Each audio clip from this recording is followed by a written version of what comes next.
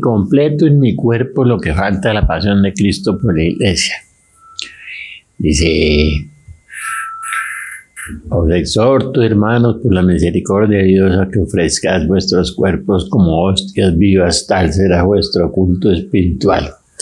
Acabo de oír una profecía de México realmente impresionante, no sé si una raja o el padre cancelado, donde habla de que en abril empiezan las grandes calamidades, las grandes catástrofes del mundo.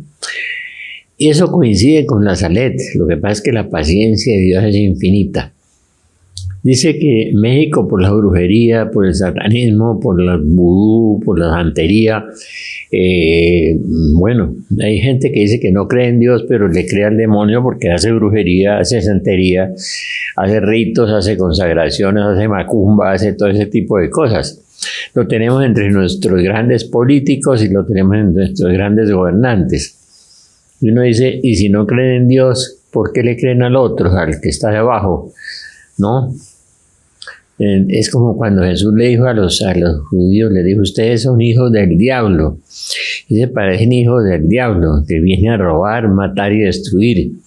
Se parece mucho al comunismo, que el comunismo fue la profecía de Fátima, que es el castigo para el mundo. El dragón rojo, ese es el gran castigo. Uno dice, porque esa prosperidad china, ese trabajo de los chinos, entonces empieza a ver las cualidades de los chinos, la capacidad de trabajo, la disciplina, el orden, son como los japoneses, como los alemanes, prosperan en toda cosa. Pero en la medida que van prosperando económicamente, se va debilitando la fe. En América Latina, en la medida en que nos vamos quebrando, en mucha gente se va fortaleciendo la fe. Aunque sea con el Dios bombero, buscan al Dios bombero, ¿no? O el Dios alcancía, o el Dios de la contabilidad cualquiera. Y Jesucristo dijo: ¿acaso habrá fe cuando vuelva el Hijo del Hombre? Y puso en el centro de la iglesia, puso el misterio de la Eucaristía. Y habló de, Daniel habla de cuando vaya a cesar el sacrificio perpetuo, sacrificio de alabanza, de donde sale el sol hasta el ocaso, nos dice la Biblia. Yo no sé por qué los evangélicos no creen en la Eucaristía si las palabras bíblicas son exactas, son claritas. Uno lee Juan 6, mi carne es verdadera comida, mi sangre es verdadera bebida. Y la Eucaristía es un vínculo de caridad, es reconocer al hermano, es participar en la pasión de Cristo también. Porque uno se come el cuerpo y la sangre de Cristo y a veces empieza a participar de la vida de Cristo. Que nadie me moleste porque llevo las marcas de Jesús. San Pablo fue el primer estigmatizado. En estos días oí un error hablando de una estigmatizada que ha sido la primera, y San Pablo el primer estigmatizado. Es como oí a dos sacerdotes, muy buenos sacerdotes, del canal de Familia, diciendo que María Magdalena no era la misma mujer prostituta. Les recomiendo que lean a Ana Catalina Emmerich, que fue la fuente de la pasión de Jesucristo, de Mel Gibson, que la vamos a ver ahora. Me dijeron que estaba haciendo una gran película sobre la resurrección de Cristo. Este católico que también denunció a Bergoglio como el falso profeta, como dice María de la Misericordia, que cuando venga el sucesor de Benedicto, que lo obligan a renunciar, pero él no renunció al munus, ¿no? Dice: el que sucederá al Papa Benedicto es el falso profeta, nos dice María de la Misericordia. Y eso, pues, en la profecía de Garabandal es muy claro, en la profecía de San Malaquías es muy claro, pero no queremos ver ni oír, a pesar de que oímos las herejías. La última herejía fue que el infierno está aquí, que es un estado, pero que está aquí, lo vemos aquí. Ella empieza a negar el infierno. El que come y bebe indignamente, come y bebe su propia condenación. Ese capítulo de San Pablo sobre la Eucaristía en Corintios 10 y Corintios 11, el que come y bebe indignamente, come y bebe su propia condenación. Como por comerse un pancito con un poco de vino se va a condenar. Y si se va a condenar es que hay infierno primero, ¿sí? Un día y una noche pasan en el abismo, dice San Pablo. La palabra abismo es el infierno. porque la palabra ínfero es lugar inferior, ¿no? El diablo existe. Yo felicito al general Zanabria por la sinceridad, por el conocimiento bíblico. Yo he enseñado la Biblia durante 25 o 30 años y lo felicito porque realmente vive lo que dice que es, ¿no? Es una persona coherente y por eso es honrado, es honesto, y por eso la tesis de él de que cuando uno no tiene el evangelio es capaz de hacer cualquier cosa. Uno ve los políticos corruptos como en Rusia, que son multimillonarios, en China, multimillonarios los amigos del Partido Rojo, y se lee el libro de Richard Wurmbrand, que se llama Marx y Satán, donde estando en una cárcel en Rumania, Wurmbrand lo evangeliza, era judío, un evangélico, y le entrega unos documentos. Le entregan unos documentos sobre los cultos satánicos de Carlos Marx, que se arrodillaba y hacía unos versos. Le recomiendo el libro de Richard Wurmbrand. Por eso el comunismo está excomulgado en la base. Por eso un amigo mío, sacerdote, dice: los que votaron por Petro tienen que confesarse, porque el comunismo es, aunque lo disfracen del nuevo socialismo, de la no sé qué, pero por eso es un castigo para el mundo. No, por eso el mundo entero será comunista, por eso Putin invadirá Europa, por eso China invadirá a los Estados Unidos. El globo entero será comunista. No es que la Virgen dijera todos menos Colombia o menos. No. El mundo entero. Y es también parte del castigo, es la profanación. El castigo, dice la Virgen, que es por la impureza.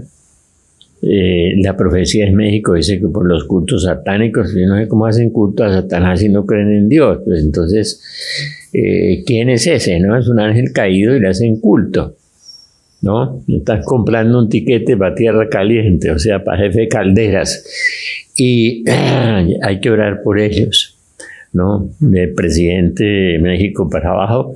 La profecía dice que en abril el terremoto sacudirá a México, destruirá toda la nación, todo el territorio, y que empezarán las grandes calamidades del mundo. Dios va a herir el mundo como no hay ejemplo. Y parte son las profanaciones eucarísticas. Estoy hablando del satanismo, la brujería, la magia, el ocultismo, la santería, que Cuba la vendió por el mundo entero. Todo el ocultismo que se practica en el mundo entero. Entonces uno lee todos los días los libros de Connie Méndez, o los pensamientos positivos, o de la parapsicología, o de la magia, o consulta del brujo, el hechicero, el que lee las manos, el adivino. Todo eso que dice que Dios aparta de sí el que hace esas cosas. Si uno cree en esas cosas, ¿por qué no cree en Dios? Dios es bueno y es misericordioso, pero nos excedimos en ese decir que Dios es bueno y le quitamos el atributo de la justicia. Santa Faustina Kowalska dice: cuando termine el tiempo de la misericordia, comenzará el tiempo de la justicia, y ya empezó. Todos los días vemos un terremoto, todos los días vemos unos tifones, unos huracanes, en Estados Unidos millones, miles de personas quedándose sin casa, sin carro, súbitamente en la calle, ¿no? Mucha gente en el mundo muriéndose de hambre y cumpliéndose las sellos del Apocalipsis. Si usted coge la Biblia es un libro muy impresionante, porque los sellos del Apocalipsis son impresionantes. Pero volviendo, donde habla de la hambruna, donde habla de las pestes, no hay una peste, porque la primera peste, la úlcera maligna, fue el SIDA, ¿no? Y hay otras pestes, y hay unas pestes materiales, la gripe aviar en los animales, entonces, es por todas partes. La próxima se le caerá a la gente la piel, se derretirá la gente, y la gente cree que eso es como un juego, ¿no? Dios va a herir el mundo como no hay ejemplo. Entonces coincide. Hay otra que es la profanación de la Biblia. A mí me decía Monseñor Darío Molina, que fue uno de los santos obispos que yo conocí, franciscano, que la gente sube a comulgar mal confesada o sin confesarse. 40, 50% de las personas. Uno dice, es una profanación el que come y bebe indignamente, come y bebe su propia condenación, San Pablo, ¿no? Y se confiesa el mal. y se confiesan mal. ¿Dónde está eso de la confesión? Ahora que vamos a entrar en el lavatorio de los pies y en la confesión, en Juan 21, cuando Jesús sopló sobre ellos, se les apareció y les dijo: reciban el Espíritu Santo. A quienes perdonaren los pecados le quedarán perdonados, y a quienes le retuvieren le quedarán retenidos. ¿Qué harán los evangélicos con ese texto? Es una buena pregunta. ¿O por qué el vino consagrado en Lanciano, en Italia, cuando era una comunidad, San Gennaro, patrón de allá, cuando va a haber está de siglos así, ustedes saben que la sangre de San Gennaro es la que está allí. La sangre de San Gennaro, pues cuando la sangre está vieja, se coagula, se vuelve negra, oscura, y cada vez que va a haber una calamidad en el mundo, la sangre de San Gennaro vuelve y cobra vida, se vuelve roja y se vuelve líquida otra vez, cada vez que hay una comunidad. Eso solamente en la Iglesia Católica se producen milagros. No se produce ni en los budistas, ni en los adventistas, no, ni en ninguna otra parte, ninguno de los testigos de Jehová, ni en los mormones, ni en los orientalistas, ni en los ateos. Y sabemos todo eso. Y sabemos que todas esas cosas suceden en la Iglesia Católica. Y sabemos de los milagros eucarísticos. Es muy importante leer Juan 6, ¿no? Mi carne es verdadera comida, mi sangre es verdadera bebida. Yo no sé los evangélicos qué hacen con eso. Pero encima de eso, Dios confirma el misterio de la Eucaristía a través de los milagros eucarísticos.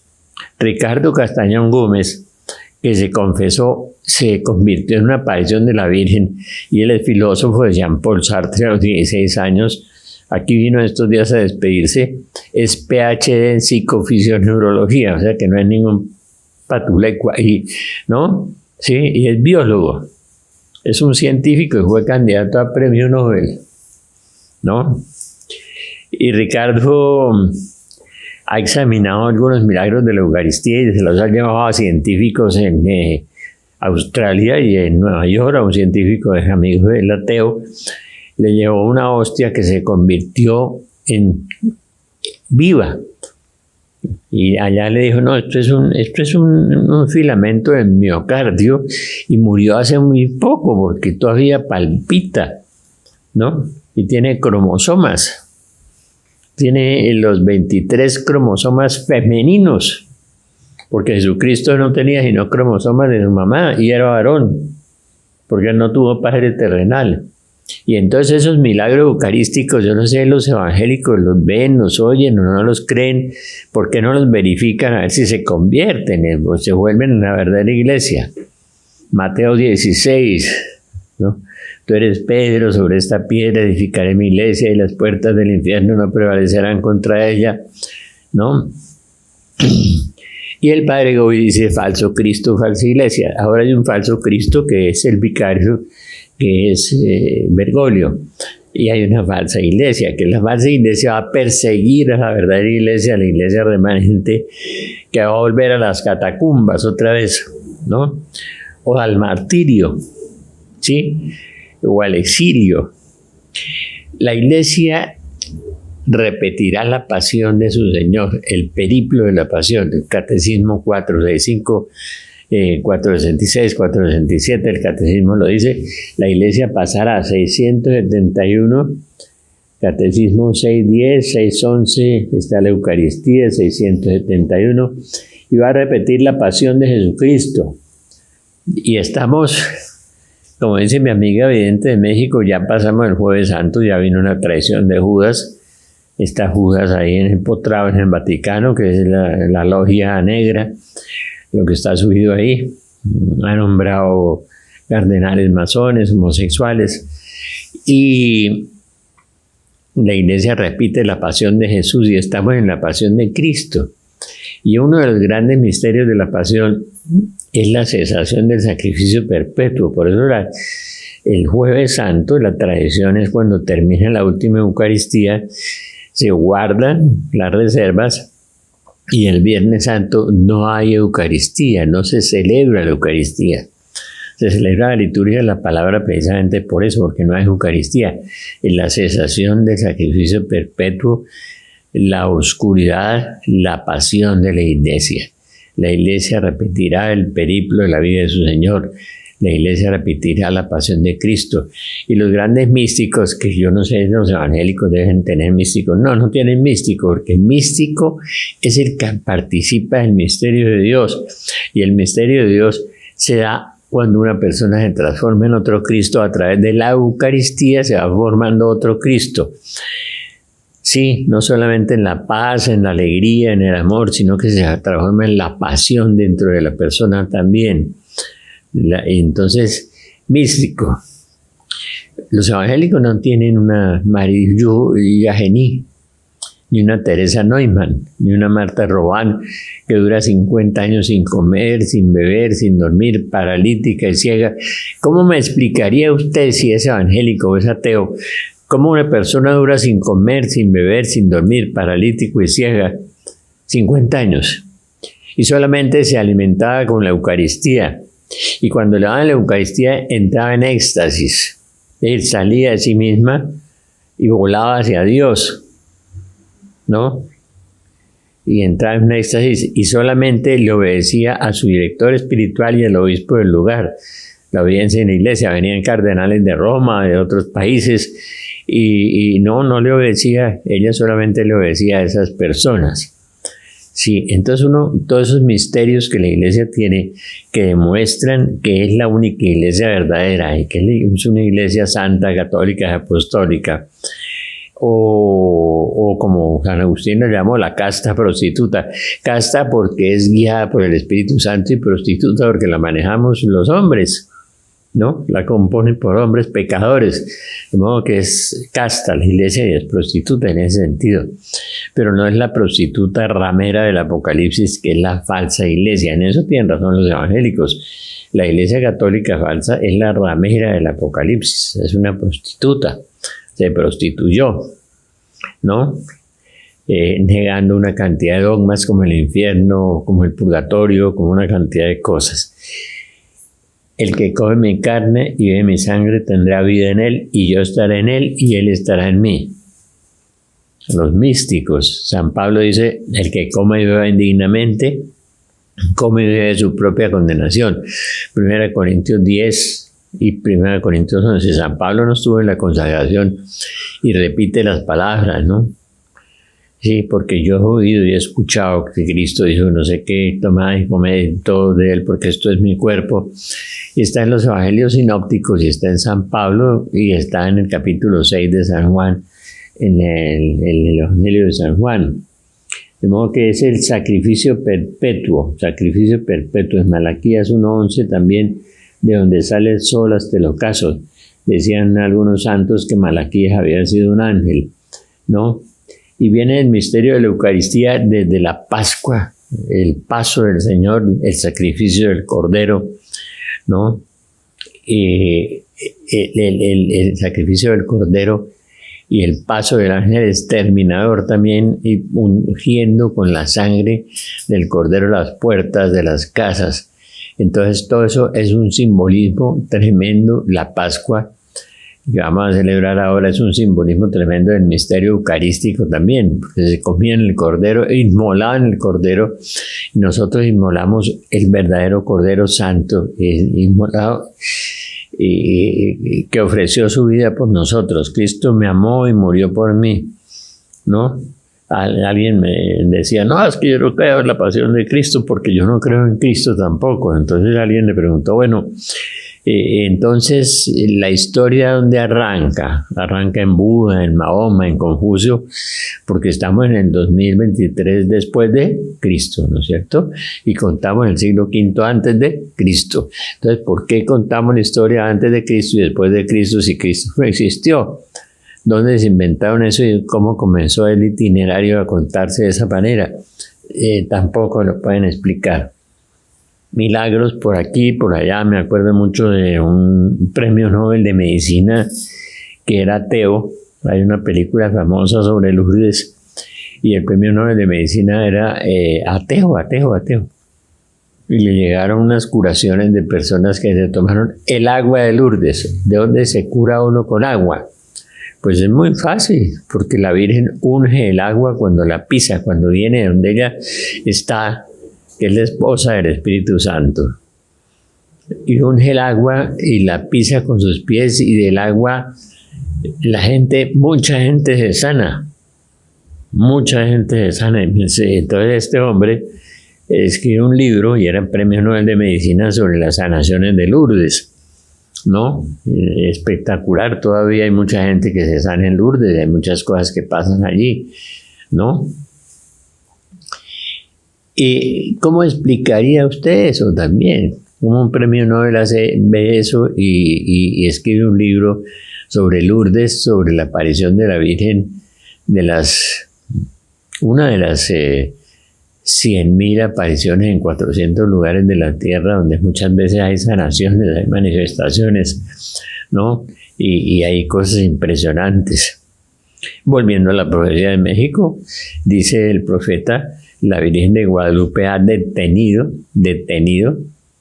¿no? Por eso en una aparición dice, ya no puedo detener más el brazo de mi hijo, el brazo y la cólera de Dios, como dice, el cáliz de la cólera de Dies irae, el día de la ira de Dios, como lo llaman los profetas del Antiguo Testamento.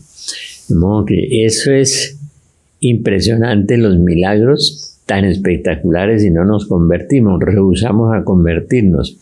La Virgen de Guadalupe, ¿no? Guadalupus era una virgen que había en España. Yo estuve estudiando realmente el sentido original de la palabra Gua, es árabe, agua, río, y lupus lobo, el río del lobo. No sé realmente el nombre verdadero. En Nahuatl el nombre es Teotocotl, la que pisa la serpiente. Es lo que dice el libro del Génesis, de la mujer que aplastará a la serpiente. Otra de las cosas que no entienden lo de la Virgen tanto de nuestros hermanos, los milagros de Guadalupe son impresionantes. Los milagros de la Virgen en todas partes, pero en Guadalupe. Uno coge la tilma de Guadalupe, hace un estudio científico, y los colores no pertenecen a la tabla periódica de los átomos, ni a ninguna sustancia conocida en la Tierra. La Virgen tiene fondo de ojo, tiene 3 planos en los ojos. Lo han analizado los oftalmólogos. Las estrellas que tienen en el manto son 46 y eran las estrellas que había en ese momento en el cielo. Impresionante, impresionante. Es decir, Ricardo Castañón tiene una conferencia, yo también dicté unas conferencias una vez sobre Guadalupe, realmente impresionantes. ¿Por qué no nos convertimos con tantas evidencias por todas partes, ¿no? Y cogemos para los testigos de Jehová y para los adventistas y los bautistas y los no sé qué, y vamos cogiendo para cualquier lado porque la persona coge a otro y lo toca aquí y lo tumba. Entonces, y que se sanó. Claro, se sanan porque son personas bautizadas, y el que crea en mí hará las cosas que yo hago y mayores aún. Pero hacer milagros no significa que usted es un santo o que está convertido o que se va para el cielo. No, Mateo 7. Señor, echamos demonios. Señor, hicimos milagros. Señor, profetizamos en tu nombre. No los conozco. A pesar de que hicieron milagros, sanaron enfermos, echaron demonios, todas esas cosas, no los conoce. ¿No? Sí, no los conoce. Porque no dieron frutos.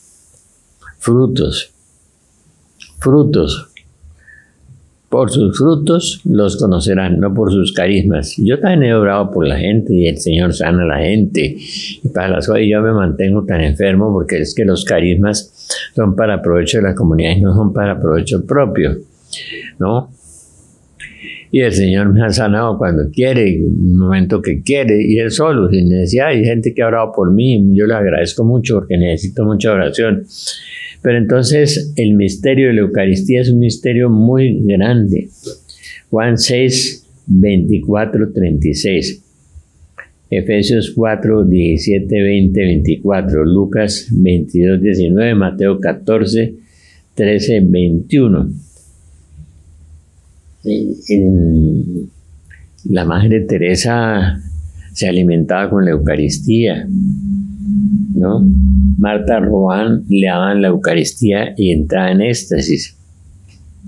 María Julia Yagení, que nos dejó las profecías más impresionantes sobre el fin de los tiempos, que yo publiqué en el libro de Profecías Asombrosas. También una mística francesa nos deja unas profecías impresionantes sobre lo que está pasando y sobre lo que viene. También las publiqué, las profecías, algunas de María Julia Yagení. De modo que mi carne es verdadera comida, mi sangre es verdadera bebida. Si usted comulga bien confesado, Dios empieza a transformarlo en otro Cristo, alter Christus, lo va transformando y lo va llevando hacia donde es. Ese es fuera de la brujería, la impureza, el aborto, la violación de los niños, que son consecuencias de este satanismo tan terrible que estamos viviendo, la infidelidad, el divorcio. Fuera de eso, la profanación de la Eucaristía todos los días, la negación de la Eucaristía, la negación de la presencia real de Cristo, todo eso está colaborando a esa profecía que oímos hoy, no sé si el padre Cancelado, que venía de México, que en abril iba a haber un terremoto que iba a arrasar a México y que empezarían grandes calamidades en todo el planeta. Pero ya hemos visto en estos días los anticipos de los tifones, de los huracanes, de los terremotos, de la hambruna, el alza de los precios, de todas las cosas que están sucediendo por todas partes. El colapso económico mundial que se avecina, son los sellos del Apocalipsis. Y la misericordia de Dios sigue actuando. A María la misericordia, esos 5 volúmenes, ¿no?, sobre lo que está pasando en el mundo, son muy impresionantes. Los 5 volúmenes del libro de la verdad, de María la misericordia. Entonces, Dios en su infinita misericordia nos ha equipado, nos ha dotado, nos ha informado, nos ha pedido, nos ha suplicado, nos ha insinuado, nos ha dicho qué medidas tenemos que hacer. Sobre todo el mensaje de Fátima: conviértanse, conviértanse, conviértanse. Y convertirse es hacer vida en nuestras vidas, la palabra de Dios. Cambiamos la conversión por una religiosidad, ¿no? Yo rezo el rosario, voy a misa, de pronto yo soy bueno y tengo el corazón lleno de rencor, de problemas, ¿no?, de la vida llena de ira, de codicia, y sigo con una religiosidad, o entonces me dedico a la teología de la prosperidad. Yo veo estos evangélicos que a veces tienen cosas buenas, como hablan de la prosperidad todo el tiempo. Y algunos grupos católicos calcaron eso, algunos grupos carismáticos también, algunos. Entonces, que Dios lo prospera, o lo levanta. No, Dios primero lo purifica. Yo a los que amo los reprendo y corrijo, ¿no? ¿Qué padre hay que ama a su hijo y no le da unos azotes? ¿Ah? Dice ahí, no sé, en una carta de San Pablo, o en los Hebreos, que no es de San Pablo, es de un discípulo de San Pablo. Entonces, ¿qué padre hay que ama a su hijo y no los azota? ¿No? Todo está en la Biblia. Yo tengo aquí 11 citas sobre el purgatorio, ¿no? Si vas de camino con tu hermano, el alguacil te llevará al juez, el juez te meterá a la cárcel y no saldrás de ahí hasta pagar el último céntimo. Es una cárcel donde hay salida. Es el purgatorio, ¿no? Nadie que no sea santo puede ser a Dios. Entonces, la santidad es muy complicada y muy difícil de lograr. Uno lee... estoy emocionado viendo la vida de San Giuseppe Moscati, el médico. Murió en 1930 y pico y lo canonizó Juan Pablo II, o San Felipe Neri, o San Ignacio de Loyola. Una de esas vidas ejemplares y maravillosas de santos que fundaron comunidades religiosas. San Juan Bosco, que hicieron milagros espectaculares. Cuando San Juan Bosco consagraba en esa epidemia gigantesca que hubo como de cólera, confesaba a los muchachos, para crear la confesión como de poderosa, y los consagraba a la Virgen María y les decía: si ustedes no pecan, vaya y traigan los santos sin tapabocas, los enfermos de cólera, de lo que fuera. Y los cargaban y se los traían a esos grandes salones de Don Bosco, los muchachos cargando esas enfermedades infectocontagiosas terribles, en una epidemia donde la gente moría en las calles. como en la época de Nostradamus, en la tercera parte de la población, o en la época de la gripe española, ahora la época que estamos viviendo, de las pestes. Entonces los muchachos no se contagiaban, consagrados a la Virgen, confesados, bien confesados. De modo que la confesión, ¿no? A quienes perdonaren los pecados le quedarán perdonados, y a quienes los retuvieron le quedarán retenidos. Y el lavatorio de los pies significa la confesión. Jesús lavó los pies de los discípulos, ¿no? Y les dijo, a quienes le perdonan los pecados le quedarán perdonados, y a quienes se los retuvieran le quedarán retenidos. Mi carne es verdadera comida, Juan 6. Yo no sé qué hacen con ese discurso de Jesús en Juan 6. No sé qué hacen con San Pablo cuando dice, el que come y bebe indignamente, come y bebe su propia condenación.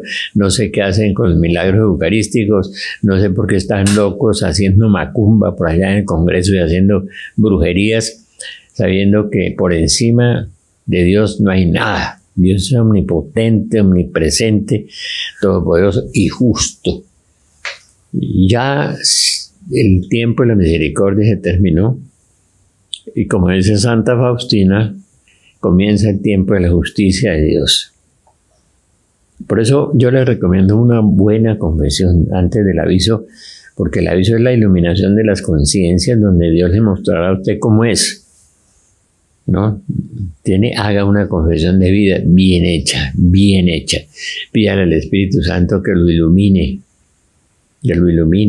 los pecados del pasado. Yo le he pedido mucho al Espíritu Santo y van apareciendo cosas que impresionantes de hace 20, 30, 40, 50 años. Entonces pídale al Espíritu Santo que lo ilumine. Está bien que pida por los suyos y por los demás, por sus enemigos también, que es tan difícil orar por los enemigos, y lo más difícil es amarlos. Pídele a Dios que la llene con el amor de Dios, para que con el amor de Dios pueda amar a sus enemigos. Mire a los demás como usted miraría a sus hijos, ¿sabe?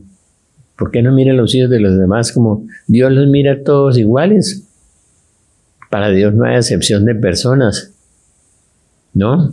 Por eso uno ve la vida de San Felipe Neri, cómo amaba profundamente a los más violentos, a los más agresivos, a sus enemigos, y cómo los trataba con ese amor, ¿no? Oren por todos y pídenle a Dios misericordia, misericordia, misericordia, y oración, ayuno y conversión para mitigar, para menguar, para disminuir un poco toda esta iniquidad que hay en el mundo, que es la causa de todos los castigos y de todas las cosas que vamos a vivir. Que Dios no castiga, no. ¿Quién? Entonces, el Dios del diluvio, ¿quién era? Demostrado científicamente, ¿no? El Dios de Sodoma y Gomorra, Amná, Cebollín, Zoar, ¿qué? ¿Eso qué era? La destrucción de Jerusalén, ¿qué profetizó Jesús? ¿Qué era? ¿Qué era? Y lo que profetizó Jesús de ahora, de hambre, peste y terremotos, ¿qué era? Castigos de Dios.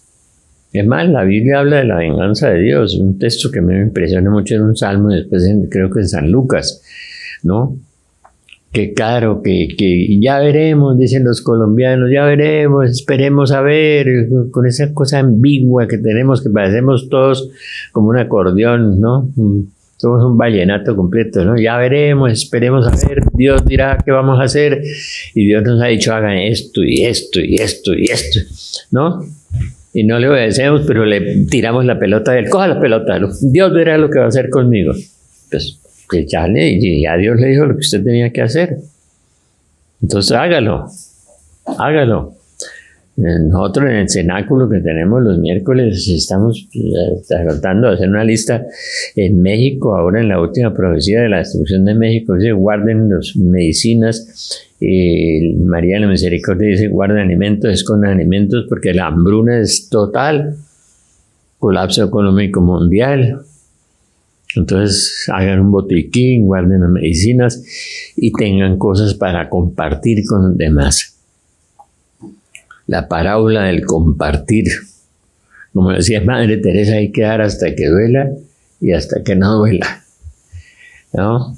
Y mientras haya abortos, no habrá paz, no habrá paz, no habrá paz.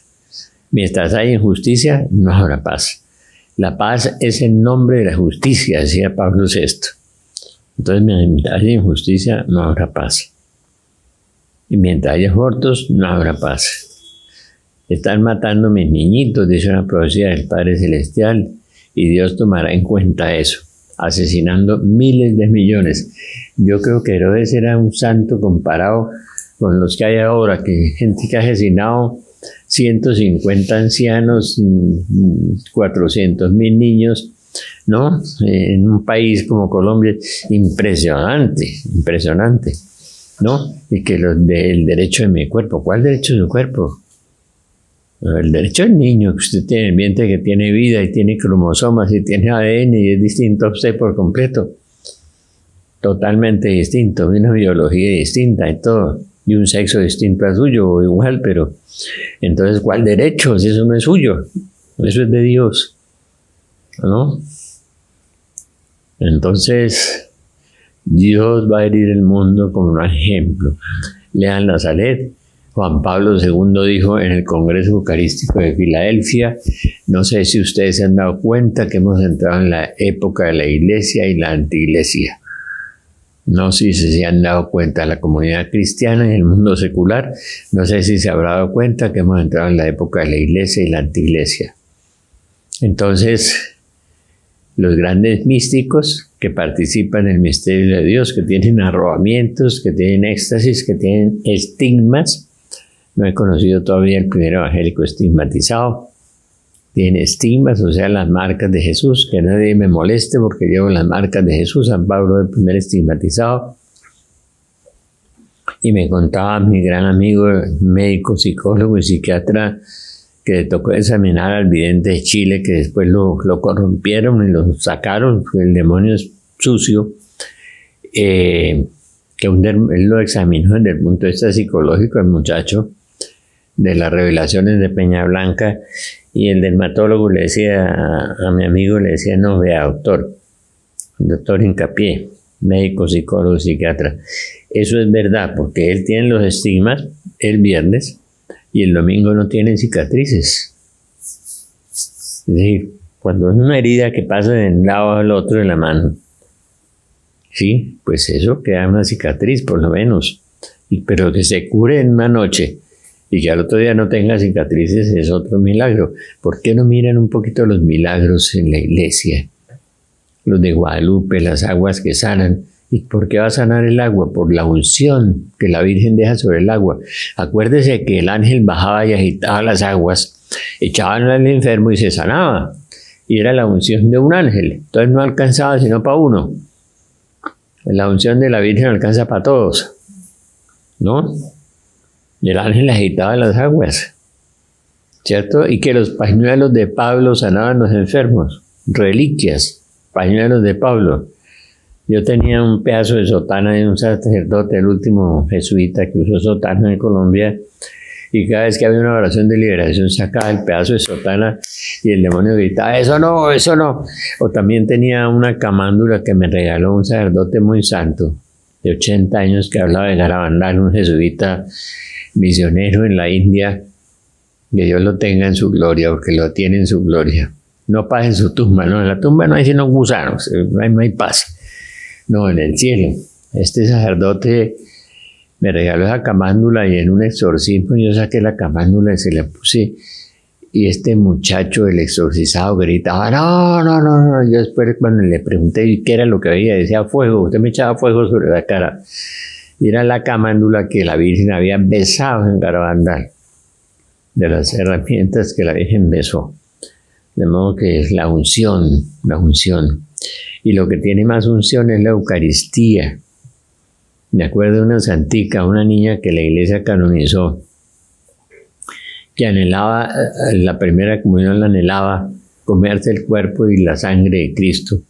Y el día que hizo la primera comunión, ella regresó a su banquita, se agachó y se arrodilló y se puso a orar.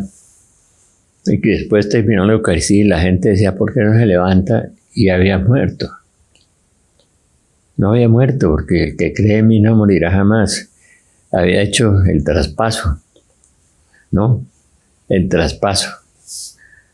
Se había santificado con esa comunión, con esa Eucaristía, como una unión con Dios, y se había ido al cielo más rápidamente. Martica Robán se alimentaba con la Eucaristía, 50 años sin comer, sin beber y sin dormir, paralítica y ciega, ¿no? Por eso vuelvo y le repito San Pablo: el que come y bebe indignamente, come y bebe su propia condenación. Uno no puede condenar por comerse un pedazo de pan, como hacen los evangélicos, la Santa Cena. No, porque eso no está consagrado, ¿no? Eso no está consagrado. Hagan esto en conmemoración mía. Y se lo dijo a los apóstoles y a los que son los herederos de Cristo, obispos, y los obispos a los sacerdotes ministeriales, ¿no? Nosotros somos sacerdotes bautismales, de manera que hay que confesarse bien antes del aviso y estar confesado ahora, en este momento difícil, que usted lo puede coger el terremoto de México o el terremoto de Bogotá o el de Los Ángeles o la destrucción de Nueva York, cualquier cosa de esas que está profetizada, y es mejor morir en paz con Dios y no llegar a la muerte segunda. Dios nos libre. Muchas almas, dijo la Virgen, van al infierno porque nadie ora por ellas, ¿no? Nadie ora por ellas. Ore todos los días por estas personas, por la conversión de tantas personas, de sus amigos, no solamente de sus hijos y sus hermanos, de su papá y su mamá, no, de sus amigos y de sus enemigos, ¿no? De los que le han hecho daño. Orad por los que os persiguen, orad por los que... Sí, por la omisión. Todo el bien que puedes hacer y no haces, cometes pecado, dice Santiago. Todo el bien que puedes hacer y no haces, cometes pecado. Metas en los zapatos del otro. Metas en los zapatos del otro. Bueno, esta Eucaristía, que quiere decir acción de gracias, ¿no? Esta acción de gracias de la Eucaristía es muy importante. Es el sacrificio perpetuo que será suspendido, será abolido y se celebrará en las catacumbas, ¿no? Con los sacerdotes fieles que queden en la iglesia. Que Dios los bendiga a todos.